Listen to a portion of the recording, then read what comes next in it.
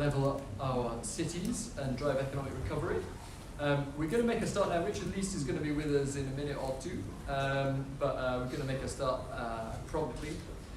We have a great panel this afternoon. We've got a whole bunch of different interesting perspectives on this question. We're going to start with Laura Schuff, who's the Chief Executive of the West Midlands Combined Authority. She's standing in Andy Street, I'm afraid, has been summoned up to the main stage. She's been stolen away from us. But we have someone who's totally at the coalface, and an interesting person who previously was Director of Transport for the West Midlands, and when she speaks, you may think that the Birmingham accent has changed a bit. In reality, of course, she's, I think, a native New Yorker originally. And we're going to go to Richard Lees, who, of course, is the leader of Manchester City and has been for the last 25 years. Then we go to Helen Kidd, who is something we need a lot more of. She's the North of England correspondent, editor for The Guardian, and previously did the same thing for them in Berlin and Delhi, and knows everything about the politics of how levelling up is playing out across the north of England. And then we're going to go to Councillor Phil Broadhead, who is the deputy leader of Bournemouth, Christchurch and Poole, a recently merged local authority, now I think the second biggest unitary authority in the country, bringing together a whole group of medium-sized city into something really quite powerful. So without further ado, I'm going to invite our panel to say just a few words, just a minute or two each, to get the conversation started. The point of the event is really for us to have a conversation and to you to ask questions. But to kick us off with some thoughts about how we use our cities to drive recovery and drive levelling up, I'm going to hand over to Laura. So a quick round of applause for Laura. Thank you, and apologies for those of you who came to see our mayor, but I will do my best to channel exactly what I think he would say if he was sat up on the stage here today. So as a region, we're passionate about cities. We've got 3 of them in the West Midlands, Birmingham, Coventry, and Wolverhampton. But we're also made up of dozens of towns, so we also know that our success depends on our brilliant towns, places like West Bromwich, Smethwick, Dudley. But we need to be clear, cities are the engine of growth that drive the levelling up agenda, and they provide the foundation on which our towns can rebuild their economies and their populations and have opportunity and pride restored. So I think cities succeed because they are dense and they are complex networks of workers and businesses, universities and civic institutions. And I think there are 3 opportunities that those urban networks present. So the first is economic growth, and again, I don't need to go into too much detail. The second is infrastructure, and then the third is the environment. And if you can harness those 3 elements of density, then you can dramatically improve and demonstrate that you can improve the quality of life. So that's creating good jobs, improving physical and social mobility, cleaning up the air that we breathe. So how can levelling up agenda harness these networks, tackle regional productivity gaps, and improve our quality of life? But probably more importantly, how does that prosperity that's generated within our cities support some of the people who are living in our towns? And the answer to that is devolution. And I'm sure you would expect me to say that, and I'm sure if Andy was sat here, he would say exactly the same thing. So devolution is what helps drive growth in these networks because decisions need to be made close to where they're having an impact. Business support needs to be aligned to innovation funding, and that needs to be supported by capital investments and foreign direct investment strategies to pull off our big opportunities. And we need big regional champions, and they need to be empowered to invest and put that investment where it needs to be in their region. And I would just say that Westminster often struggles to take that approach.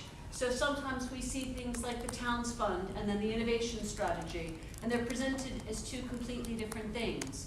But we, of course, know that they are 2 sides of the exact same coin. So cities matter because density is good growth, and city-led growth only benefits left behind places when opportunity is distributed, and that is what levelling up is. And distribution only happens when we have proper devolution. So if I've learned one thing from the Prime Minister over the past few weeks, it's alliteration, right? So density, distribution, and devolution. That is my message to government on the potential of our great cities, and that's certainly what we're focused on in West Midlands. Thank you very much, Laura.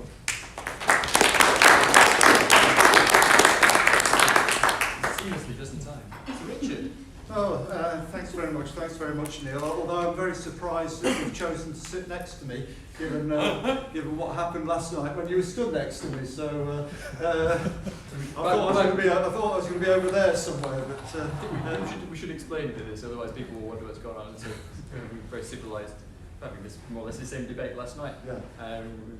We learned comments in an hour of people larding sort of shit with praise, at the end of which various lunatics from the extreme left came and threw red wine over you. They'll never change. Yeah, they'll never change. I'd also say that I'm actually feeling a bit intimidated by this audience, because right in front of me I have the person who was the last Conservative councillor in Manchester, 1996, but immediately behind him is a bloke who lives across the road from me, so that's so really intimidating. Local. Yeah, he's a lovely guy, apart from being a Conservative and a Manchester United supporter. Apart from that, he's great. I think we keep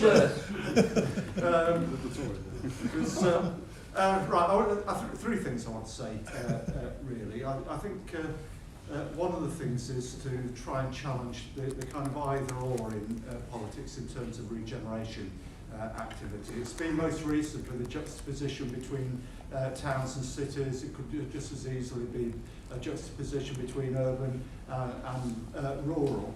And I think we've, most of the time, have quite false debates around that. We create false dichotomies, and if we are serious about the levelling up agenda, we need to really challenge those false arguments and try and look at things around. You can make a similar thing about the juxtaposition you might have of regional cities with London. Actually, regional cities need a powerful London economy, as the country needs. It's just that we need to be doing more.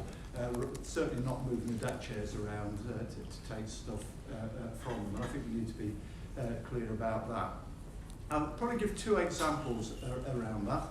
One is around housing, or housing and planning, where clearly there is a large reticence in certainly more rural areas to have any more house building at scale. Actually, some suburban towns have got that reticence for house building at scale as well, and they actually do want more affordable housing for local residents, a lot of them, and rather than for people with second homes and so on, but it's very niche housing demand. We, on the other hand, want to build as many homes as we can, and if Victoria Station, at the other side of the city centre, for the 2 mile stretch up the valley from there, we think we can do 15 to 20,000 homes over the next 20 years. We want to build homes. We'll probably build a similar number in East Manchester. Of course, what that needs to square the circle is that whilst in those rural areas you just plough up fields and build on them, it's relatively cheap.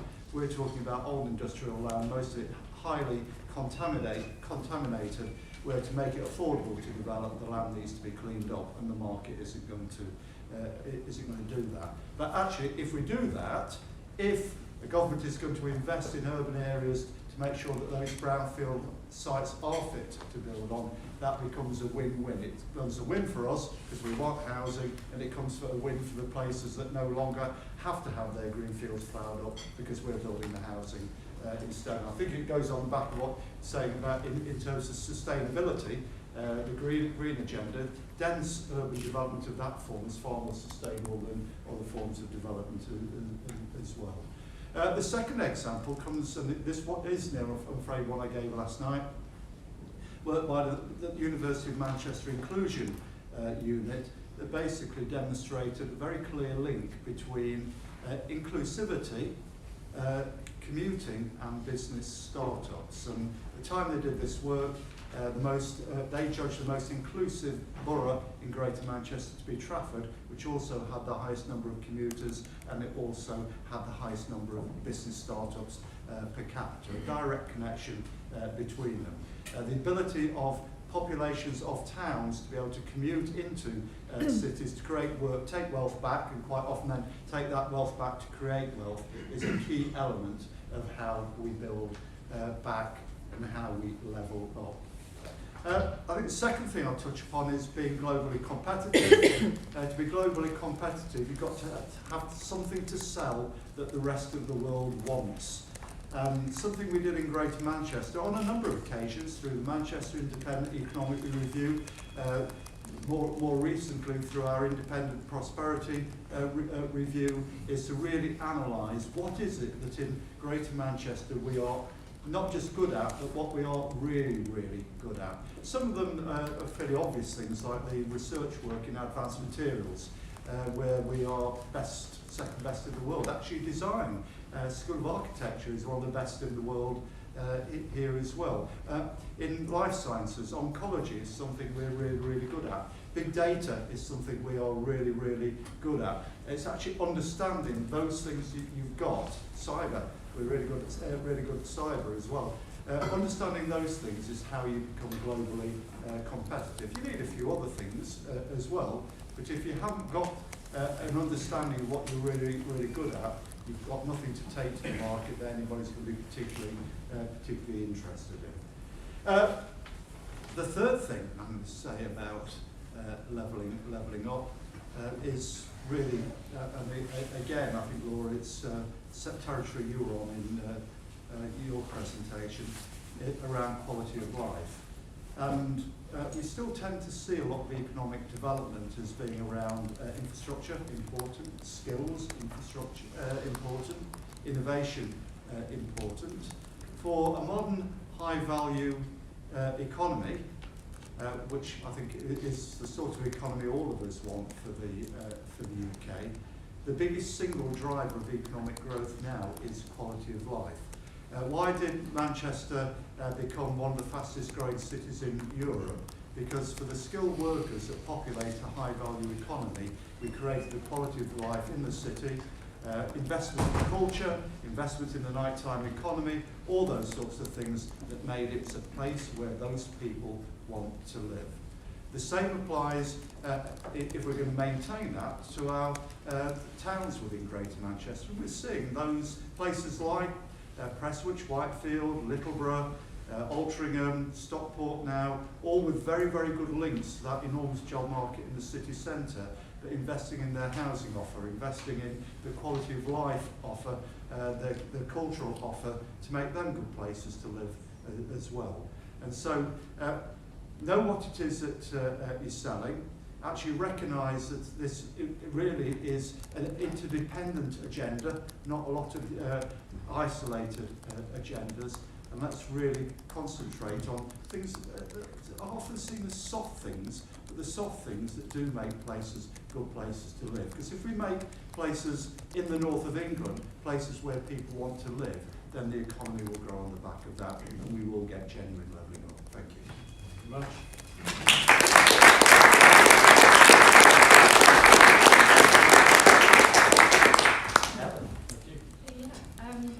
Nice to be here. So I've been the North England editor of The Guardian for 9 years now, and in that period I've really seen and witnessed cities, particularly northern cities, finding their voice and being given a national platform via the mayors. And we've seen that actually in my own office. When I started, I was the last correspondent left in The Guardian's original home of Manchester. Now there are 3 of us. We're getting a new correspondent next week in the northeast, and we've got somebody in Birmingham now. So we're kind of building back up like that. And although I say cities have found their voices, they're still wildly unproductive compared with their European counterparts. If you look at places like Munich, like Milan, it's kind of embarrassing how far behind we are. And I would really encourage everybody in your department, Neil, to go to Bradford if they haven't been before. Get the train to Bradford. For me, that really is fantastic. Is there anybody here from Bradford? Fantastic city, gorgeous architecture, massive potential, one of the youngest populations in Europe, and yet it's held back by some really obvious gaps in infrastructure. The fact there's no through railway station, the fact it takes 20 minutes to trundle on, no longer a pacer train, it's a slightly better train, to get to Leeds. So and then I encourage people to get the train back from Leeds to Manchester on platform 16, which is a total disaster at Leeds station.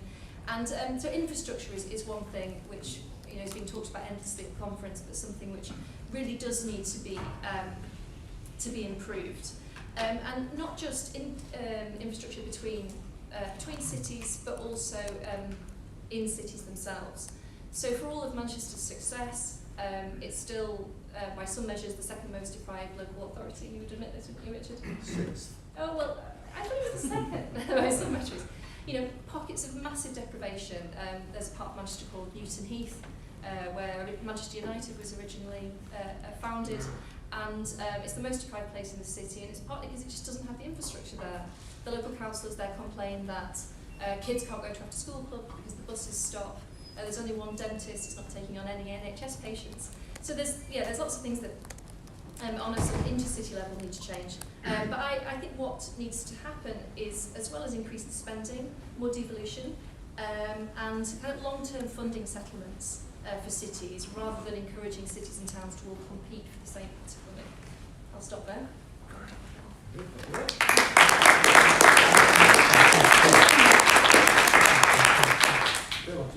Thank you very much, Neil, and thank you for the introduction as well. I'm Phil Broadhead, Deputy Leader of Bournemouth, Christchurch and Poole, which is somewhere that's really coming on the map now. We're a relatively new local authority, about 500,000 people, one of the fastest growing city regions in the country, and the largest Conservative controlled urban area in the UK as well. So we have a quite unusual Conservative reflection on some of these issues, which you don't often hear.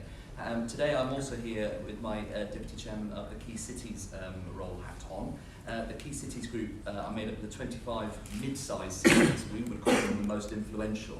And I think those mid-sized cities are the ones that are going to be absolutely key to levelling up, to the recovery and economic growth for two reasons. First of all, because of our collective size and the impact that we can make, the impact that we can make on the economy is huge.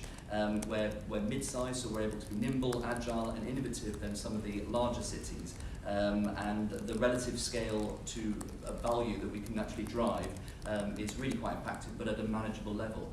We're also important because actually, if we don't get it right, such is our collective cloud, that when we fail, we all fail. We're really, population-wise, we drive a huge part of the population. So we've been doing a piece of work recently about the future of urban centres, which has painted two options of how our future could look. One very dystopian version of the kind of a long-term scarring that could drag the UK back to the 80s, increase in unemployment, worsening health and economic inequalities, etc., etc. Or the inclusive renewal version, which we would like to see, which tackles those issues head on, looks at new models for hybrid working, retail offers on our high streets, which are around experience rather than just a retail offer, using our cultural assets, we can often forget about in these conversations, to really drive that levelling up going forward. So we've been doing this big piece of work, and it's come with some outputs that we want to try and put into action. Now, like many of my colleagues, and as Laura said earlier on, most of those outcuts revolve around the D word, the devolution. But actually, what I'd like to talk about a little bit is what does devolution mean from a Conservative perspective in these urban areas? Because the Key Cities Group is a cross-party group, and some of my more left-leaning colleagues are in the Key Cities section, when they talk about devolution, they talk about new powers to raise new taxes locally, to give measures for local leaders to be more interventionist in things like tackling inequality, sometimes through punitive measures. But actually, that's not what devolution means to me, and that's not what I think devolution means from a Conservative point of view. I think it's all about greater freedoms for our cities and urban centres to be in control of our destiny, and to do so in a Conservative way.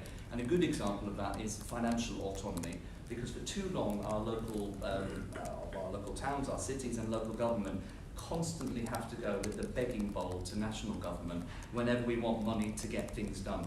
And that's just not very productive. It doesn't give us the ability to actually, in a very quick way, react to changes on the ground. So I think we need to look at things like utilising the asset base that our towns and cities have, and being able to borrow against them, something that we can't do at the moment. We've got record low rates, and local authorities cannot use their assets to have control of their own destiny. Do things like that, it's a bit of a win-win. It stops us having to go to government and say, give us money to actually go on and do things. And that way we've actually got proper devolution, proper control of our own destinies, so we can do some of the things that we've talked about today. We've done a little bit of that down in Bournemouth, Christchurch and Poole recently by being creative. we've created our own £50 million, what we've called Futures Fund, and we've had to be created to do that. We're going through a transformation process. We've looked at the savings we're going to create over an extended period of time. We're borrowing against those savings, and we've created a £50 million pot that we can use however we want to unlock some of those problems around infrastructure and around getting ahead of those things. So rather than having to borrow against an individual asset or against a business case, we've now got money, which is ours, which we've created to act on the ground. Give local towns and cities more power to have financial control of their own destiny, and then I think it helps us not just to level up, but to help us to level up ourselves.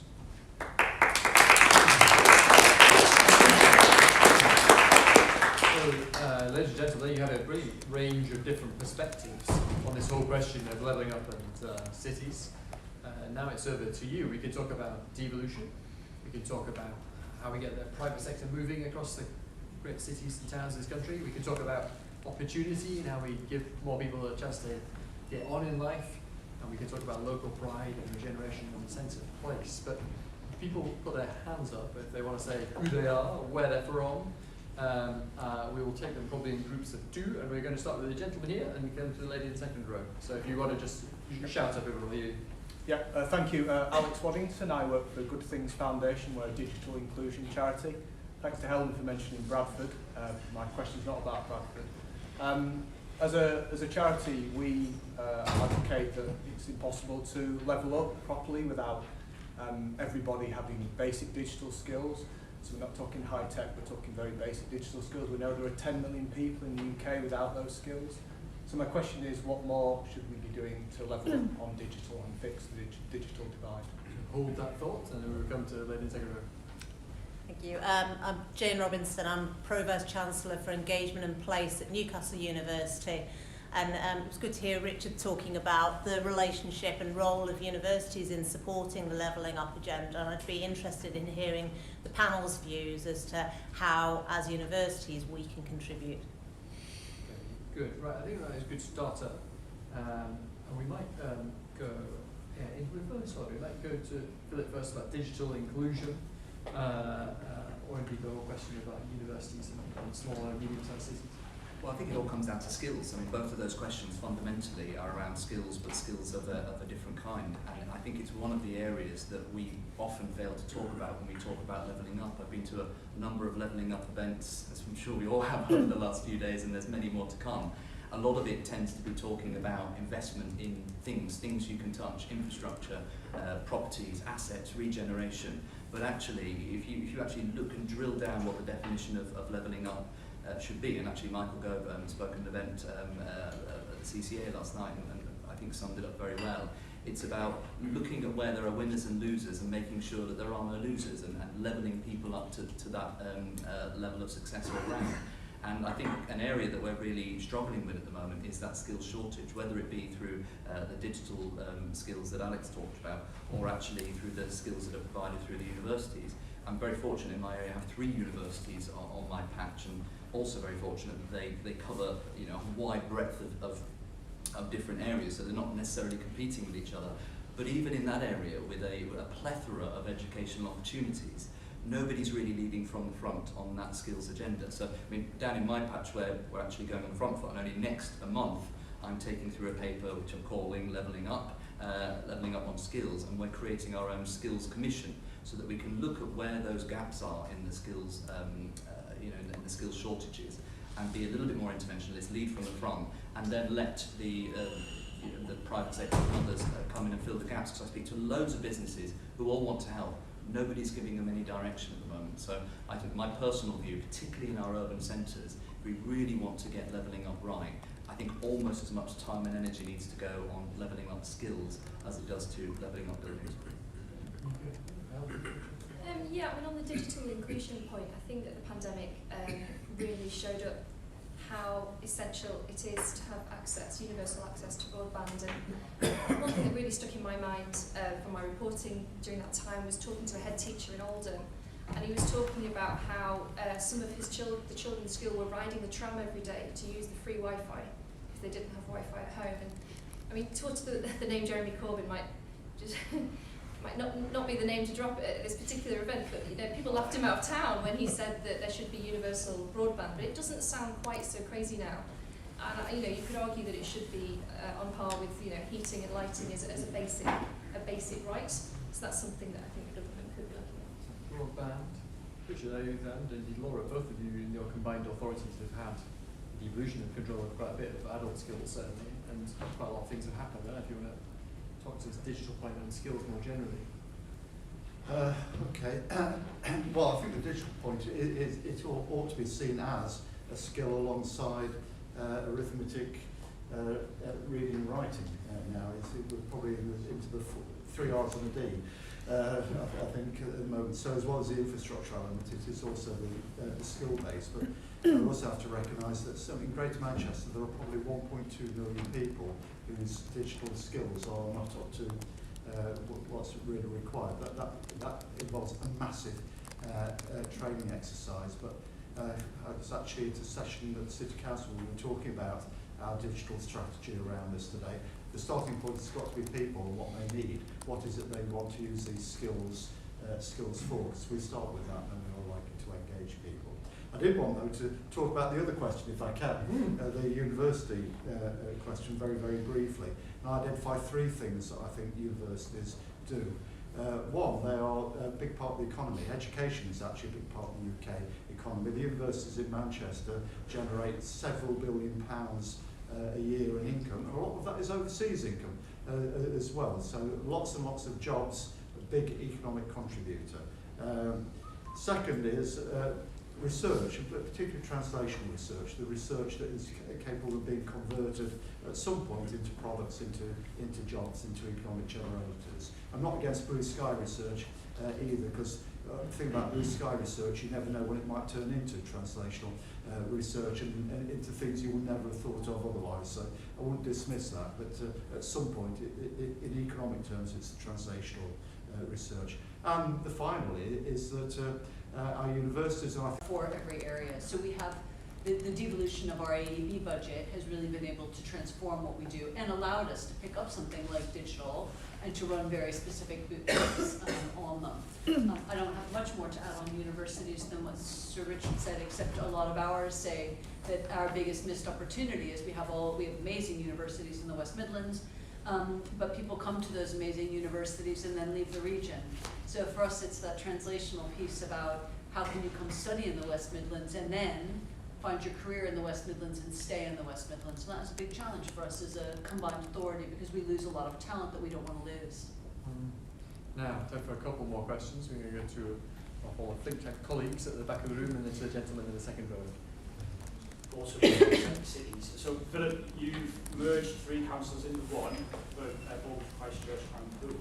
What are the advantages of that being, and is that something that we should be following as part of the levelling up agenda more broadly, encouraging colleagues to merge with their neighbours as well? Hold that thought, if you don't mind, Phil, and we're going to go to the gentleman with the glasses. Thanks. Alex Turner from thebusinessdesk.com. Are we close to peak devolution? Oh, a good question. Pithy question as well. I mean, the first question is very clearly aimed at Phil, so if you can answer that. I mean, the short answer is yes. As I kind of intimated at the beginning, we're an area, and I think people hadn't realised, because we were actually 4 councils, the level of size that we are, 500,000 people. We're an urban region that is bigger than Southampton and Portsmouth put together. And yet I don't think many people realise that we've been operating at that scale. So it's certainly given us the ability to not only kind of land that with the wider public, but we're also, I mentioned earlier on, we're the largest Conservative controlled urban area. We're also the largest urban area in the country with no layer above it. So we don't have elected mayors currently, we don't have any combined authorities or anything, so actually we are very much in control of our own destiny. And I think the ability that control gives, particularly as we urge more devolution powers, and you listen to the rhetoric around the forthcoming county, regional devolution, I think it's pretty much definitively on the horizon. I would say certainly for those areas where it makes sense, it's worth doing. I would caveat to that with the fact that it was politically, it was an absolutely bonkers idea for us to do. because we actually lost the elections. So, I mean, it was the 2019 elections, of which we try not to talk about in local government. So there were other reasons too. But we went from having a very big, strong Conservative majority to actually losing our majority, and I had 16 months in political wilderness while we had an 8-party coalition that ran our city region with everyone from UKIP, Labour, the Greens, the Lib Dems, and everyone in between, which surprisingly lasted 16 months. So there are negatives to being brave. If I had to do it all again, I'd just probably drink more, but it was actually the right thing to do, and I would say if you can get through that, the local emotive problems that you will have, it's the outcomes are pretty clear. Very good. And obviously we have the County Deals programme coming up, potentially widening devolution. There's also scope, of course, to continue to deepen the devolution deals we've got. I don't know if anyone else wants to pick up on this point about peak devolution and where we want to go next. We've got 2 takers. We'll start with Laura, and then we'll go to Richard. Oh gosh, I hope we haven't reached peak devolution. That would be tragic. I think we've reached peak rhetoric about devolution, but I don't actually think we've really reached peak devolution. So in some cases, even funding streams that were broadly allocated to combined authorities 3-4 years ago for us to decide how we wanted to spend them, to use our assurance frameworks and to make those decisions and be held accountable for the choices that we made, are retrenching slightly and are slightly differently structured now in a way where we have slightly less autonomy. So I think we just need to be really careful to watch the rhetoric around devolution, but then actually track through, is it actually delivering those freedoms and flexibilities in our areas? I'm not sure they're completely aligned. Well, I certainly hope we've not reached peak devolution. I'd say we're actually tiptoeing at the beginning of devolution rather than anything else. And I think we're still competing with Scotland and Albania. England's competing with Scotland and Albania to be the most centralised country in Europe still. So we're nowhere near peak. But just look at the things that we haven't got. And we've talked about adult skills. What about the rest of the skills budget? What about apprenticeships? Greater Manchester is moving towards a bus franchising system, but bus support grant, actually commuter rail support, all is completely centralised. Again, Greater Manchester is the only place that's got any real element of health devolution, although I think the changes to the law around ICSs, I think, which are positive, will change that. And that's before we even get on to what Philip was talking about in his presentation at the beginning, what Ellen was talking about, fiscal devolution. We have no fiscal devolution whatsoever in reality. So actually, if we want to become a country that is able to build up our strengths through devolution, we are just at the beginning of that journey. Well, yeah, I mean, and just to add to that, for all of the noise that Andy Burnham is able to generate, he doesn't actually have very much power at all. And I mean, the same's true of Ben Houchin, like the hero of conference. Everybody wants to see Ben Houchin at the moment. And he's able to get stuff done because he's Conservative, and therefore, you know, the government picks up the phone when he asks for stuff. But I think that the existing mayors need a lot of fiscal devolution, definitely more powers. And there's large swathes of the country that still don't have mayors: Lancashire, Cumbria, half of Yorkshire, bits of the northeast that were holding out because they wouldn't go into the deal with the Northern Times. So I think a lot more to come. And journalistically, I like it. I like having one person that I can phone up to get a response, rather than having to deal with lots of different councils. And just to assure you, we certainly do pick up the phone when other leaders ring, and indeed we met all of them mayors just the other day. And yeah, I think the northeast thing is very rare in politics that you often give people money and power, and then you find that the momentum group on Gateshead Council will determine to throw them back in. But maybe that will be resolved at some point. So do you not think Ben Houchin gets a better more of a hearing than the Labour mayors? No, I think Ben is very good, right? He is right at the Euro conference. The guy is like absolute dynamo. He's doing amazing things for Teesside bringing investment. He's very creative. He's just very able. I don't think we're treating him differently to anybody else, but he is just very good, and there's a reason why he is the hero of this conference and the hero of people on Teesside. But you know, there is, as you say, the scope to take the devolution agenda to some more places, even in our biggest cities. So, a couple more questions just before we run out of time we're going to go to the gentleman in the very front row, and then a row back. Casper de Graaf, all-party parliamentary group on key cities. I just want to pick up on the point about universities, and Richard talking about universities as economic actors particularly. My question is about the potential for universities and other anchor institutions to work in partnership with cities to drive procurement and other economic levers and to drive levelling up that way. Question about procurement, and there was another question just behind yourself. Yeah, hope you send WMG University of Warwick. Won't ask about university. The Prime Minister's speech in Coventry talks about East Germany as a successful example of levelling up. And maybe Helen can reflect on how that's seen from Germany. What example, other than from your own patch, would you also suggest the Prime Minister use in his next speech, and what lessons do you learn from it? That's a superb question. Two great questions. Laura, I don't know if you want to, you're an international political person as well. I don't know if you want to pick this first line about where do you look to for inspiration around the world? Oh gosh, in some ways it's really hard to say you look at the United States for inspiration on many levels.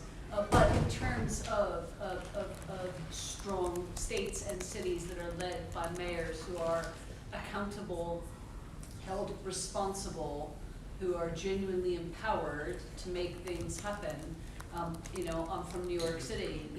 That is a fantastic example of where that works. So I look there almost always. But I do also, having lived in Europe, people often really do refer to Germany as areas where there's not necessarily one dominant city. And I said this earlier, so apologies for those people that heard me say that, but I find it fascinating because as an American, I'm the size of this country is the size of the state of Florida, and I've spent so long trying to figure out why Manchester and Birmingham are pit against each other, as if only one of those two cities could be successful, or as if it was only good for the country if one of those two cities was successful. It's an absolute nonsense. The UK needs to be looking outwards at what its global competition is, not pitting a number of amazing cities to fight against each other for scraps of funding, which really only brings the country down. So to me, if you're going to look at examples, it's where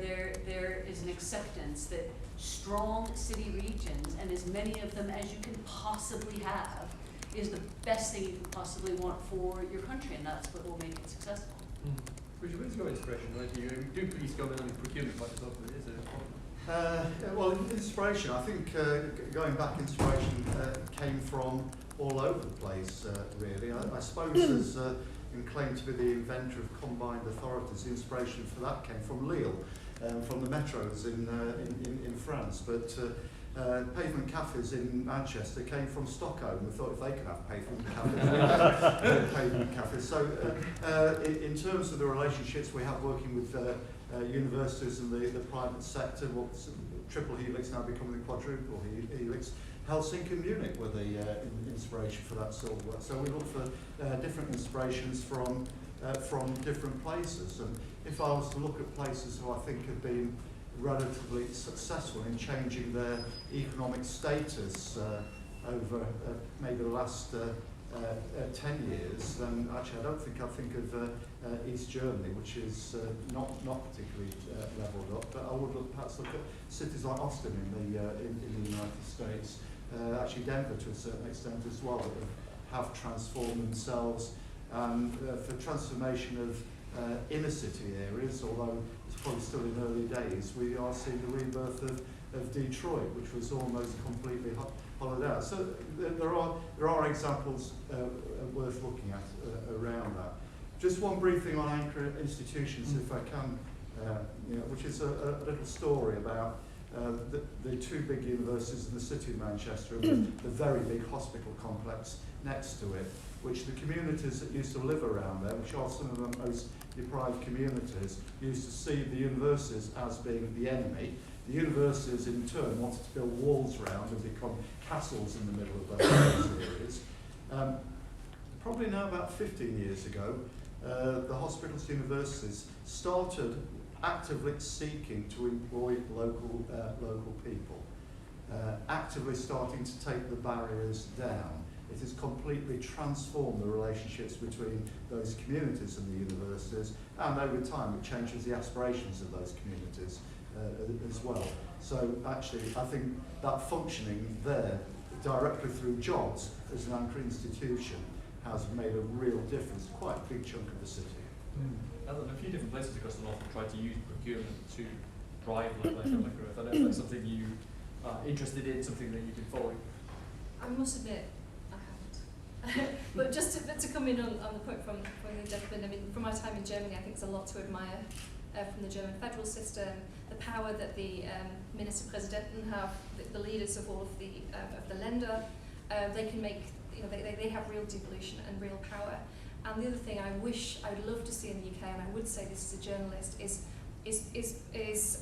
more media diversity across the UK. You know, in Germany they've got the Frankfurter Allgemeine Zeitung, the Spiegel magazine is based in Hamburg, you've got the Süddeutsche Zeitung in Munich, and it's such a shame that so much of the media is still concentrated in London. And if I had been in charge of GB News, I would have put it not in London. I would have had their studio somewhere else, because I do think it matters. So we don't want it, by the way. You're interested. Of course, in Germany it's illegal to have a national broadcaster. The BBC would be illegal under the German constitution, so you've got to have this decentralised thing, so you have your TV station in all these regional towns and cities. Where's your inspiration? Did you have disparate inspirations as a sort of medium-sized city, or? Look, I don't want to parrot my fellow panellists, but I think those federal systems that in Germany, but also the US. I grew up in the US, and I grew up in Florida actually, so I know it, you know, really well. Really demonstrate how you can actually get on and achieve stuff, and it's all about that autonomy. It's all about that accountability. I think clearly that's what the government are trying to move towards. You know, the caveats are the geography has to make sense. The power that they actually the local leaders, which is the phrase at the moment, wield actually has to reflect the power that they actually have and are in charge of. Otherwise, there's a disconnect there. But it's really clear that is the way to get things done. You look at some of these cities, and the only thing I do wonder is, can government be brave enough to let go? Because we talk about some of the big cities in the US and some of the renewals they've gone through. Did they do so because they had massive amounts of government bailouts and funds to kickstart it? No, they did it themselves quite often. They did it by setting out a vision, by having that sense of accountability, and then harnessing private investment. So if we can do it and we can be brave enough to just let go, I think it's absolutely all possible. I think the point of universities I would absolutely agree with, and not least because we often forget universities are businesses as well. So actually we need to engage with them in on more business-like terms. I'll be slightly controversial as well. They have an awful lot of money, so they've got a lot of money, and they're on an upward trajectory still, even through COVID. So actually spreading some of that wealth around, being slightly disingenuous, but I think there's a lot more that we can do working with them and engaging with them more. They've got a lot more to give. Just kind of caveat on that, particularly on the American examples, because whilst a lot of American cities were able to regenerate themselves by raising finance by issuing bonds, for everyone that was a success, one went bust as well. So there are dangers within that. And there's also just we talked about Detroit. If you've seen the film Requiem for Detroit, they're willing to let a city fall like just a long way further than anything we'd ever have done in the US. So there's some choices there. Are there further questions? I think we've got time for one last round of questions, if there are questions. There's a lady in second row, then a lady in the third row. We can start you. Hello, I'm Jane Healy-Brown, Director of Planning at consultancy Arup, based in Manchester, and I've been leading the Towns Fund Delivery Programme for Government, supporting the 45 towns in the north who are part of the Towns Fund Programme. And it's an interesting example of how some degree of devolution to those areas where you bring business, the local authority, and it's also a requirement that the MP is part of that, as you will know. I'm really interested as we move forward, hopefully not at peak devolution, but to further devolution, both in terms of funding and powers.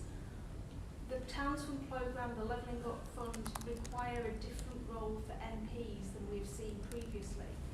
Is this something we will see further in the future from government, to have confidence to give local areas that devolution? And what else might we need to give government questions. Thanks. Yes, I'm Fiona Longhurst from Royal Voluntary Service. We know that 12 million people stepped forward to volunteer in all of these cities throughout the pandemic. 4 million of those were for the first time. So it's a huge resource that stepped forward. I'm wondering what the panel thinks about the role of civil society in supporting the levelling up agenda. Very good question as well. So we find that editorialised a bit. I think Jane's program is a really important one, where as well as degree of devolution, central government is making a conscious effort to bring places together so that people can learn from each other, and so that central government can learn from what is being done, and to actually have a wrapper around not just a spending programme, but to actually try and draw that learning and experimentation in the centre. So I think it's a fantastically important programme when you ask it. A very good challenge there. So question about how you set things up so that the government does feel confident in Phil's words, kind of let go a little bit more. And then a really important question about the whole role of the voluntary sector, the charitable sector, the kind of civic society parts of it. So we're going to go this way, I think, this time. If we start with Phil. Sure, yeah.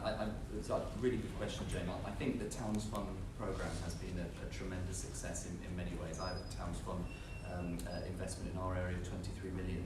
And I think the secret to its success is, as you pointed out, it brings everybody has to be along the journey. The way that the government was quite dictatorial, actually, in terms of how the Towns Fund boards have to be made up, bringing MPs, local leaders, and the community, crucially, as well. I think has been really important, particularly for areas that everybody knows that they need regeneration.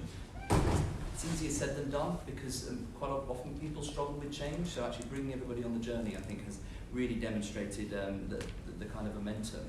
I hope it gives government the confidence to not just do that type of thing again, but as you said, Neil, to let go. Because just imagine if we didn't have to have extra rounds of towns funds again and again and again, which will cost government money. So back to my pitch at the beginning, if we had greater financial autonomy ourselves, then we could use that as a blueprint to, and certainly one of the things that we're doing in my region with that £50 million future funds that I talked about, is looking at how we were able to fix some viability problems that everyone knew about, but which never had the funds to do, replicate that and bring people on the journey. So I think it's been absolutely fantastic to show how we can all do this together. And then on that theme, I think one of the good things that has come out of the pandemic has people have re-engaged in more volunteer work than we haven't had for a generation. Just in my area alone, we've had thousands of people that have rediscovered giving up their time for free, giving back to the local community in various guises. A, how much that brings to everybody, but B, how much it brings communities together, and it's really good for yourself as well. I think it'd be a tragedy if we lost that. How we do it, I know lots of areas have different ways to keep that engagement with volunteers. Do we need something that's a bit more formal? I'm not sure, but I think if there's one thing that I wouldn't want to lose, or two things I wouldn't want to lose out on, first of all, not having to go everywhere for meetings, because that's always quite nice. But secondly, to get that new sense of that kind of volunteering spirit in for the long term, I just think would be a marvellous legacy. I thought it was quite interesting that MPs, that it was kind of written into the deals that the MPs had to have a say. I thought that it was a sort of political decision to make sure that there was a Tory voice on when Labour councils were making decisions. But I've already outed myself as a big fan of Germany, so I quite like consensus politics. I quite like it when people have to not be too tribal. It'd be interesting to know kind of how it's been going on behind the scenes. You would know, Neil, better than us if there's been much wrangling between the MPs and the councils. But I broadly support it. It's about integrating all the different people who have constituency in an area, and of course it works the other way. You have Labour MPs influencing where you've got Conservative councils as well, so it cuts less both. often that way, isn't it? Well, there's there's 7 of us for every 4 of them, so that is true.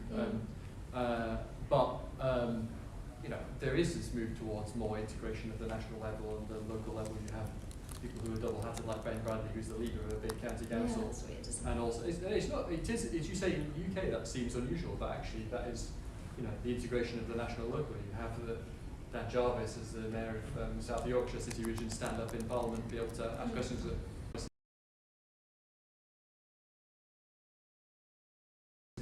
development. I've slipped into being a panelist here, so we're going to move seamlessly on rather than developing this bad precedent. Asking questions from we're going to keep on moving seamlessly to Richard.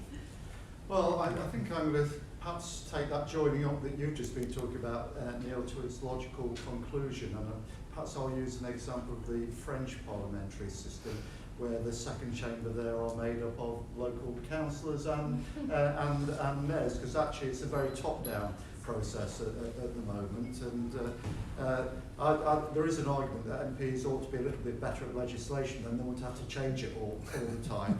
And if they got some input from local, not you of course, not you, but if they got some input from people who are working on the ground that knew what this meant actually in practice, then I think that would work. So let's do a two-way thing. MPs have more influence over local decisions, but councillors have more influence over national decisions, and I think that would work really, really well. But I think for your question, Jane, the last thing is, and actually Neil did touch upon it when we were making the comparison with the American system, to have real devolution, as well as successes, you have to accept there are going to be some failures as well, and actually that's got to be part of the deal, really. Then local electorates have to make some choices about that, because again, as Neil said, there are choices to be made.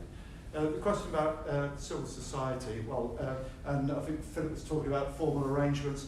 In Greater Manchester about 2 weeks ago, we signed a compact between the Combined Authority, the Health and Care Partnership and the voluntary community and social enterprise sector as a formal arrangement. We see it absolutely key to delivering the Greater Manchester strategy. So not all of that's at Greater Manchester level, so we will be asking all 10 local councils to sign up to that compact as well. It's fundamental. Good. Laura, you're going to get the last word. Oh, fantastic. So on the towns fund, I'll just take a different angle on it, but it's not just the integration of politics at every level. Actually, what's been really interesting to me about the Towns Fund is it's the integration that at a town's level you can do almost a little bit more easily than a huge city. So it is about housing, about brownfield, about transport, around skill, and it's sort of, I hate to use an old phrase, a whole place, but it's a whole place sort of process around the towns. And then therefore having all of those people around the table has sort of changed the way it feels. And sometimes I think we get rightly criticized for just thinking about infrastructure over here and housing over here, and that fund just has changed that. So it's been really interesting and continues to be. We're all talking about leveling up everywhere we go, and everywhere I've been, we've talked about civic society, but we've also talked a lot about pride and pride of place and how important that is for the people that live there. We've got the Commonwealth Games next year, and our volunteer program for the Games is well underway. And it is the most phenomenal thing to see people all branded up for ready for Birmingham 22, big volunteer signs on their back, getting other people to volunteer. It's just incredibly powerful for a place. And I don't think you can ever underestimate what that sort of restoration of pride in place does for, whether you call it swagger or however you want to call how a city sort of presents itself or a place presents itself. But absolutely, you absolutely cannot have leveling up without a strong civic society, and volunteering is a huge part of it. Well, ladies and gentlemen, we have arrived exactly on the end of our meeting. Our time is very sadly up. We're very grateful for both core cities and key cities for making this discussion possible this afternoon. I'm very grateful for you for asking brilliant and stimulating questions, and I think we're all incredibly grateful to our panel with all their diverse perspectives on this great shared national challenge we're all engaged in on levelling up, for bringing us the benefit of their great expertise this afternoon. So thank you all very, very much for coming.